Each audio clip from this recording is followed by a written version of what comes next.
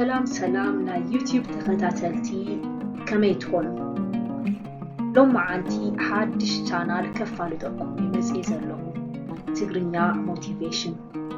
ትግርኛ ሞቲቬሽን ዝተፈላለዩ ኸዛናግዑና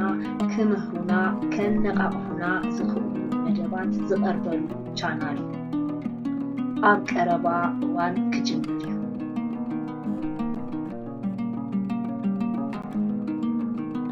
ስለዚ ዝኸበርኩም ናይ ዩቲዩብ ተኸታተልቲ ኣብ ዘቕርቦም መደባት ዘለኩም ርእይቶ ወይ ከዓ ዝተሰምዐኩም ስምዒት ኣብ ኮሜንት ጽሓፉለይ ከምኡ'ውን ላይክ ሼር ሰብስክራይብ ብምግባር ክትተባብዑኒ ኣቐዲመ ብኽብሪ ይዕድም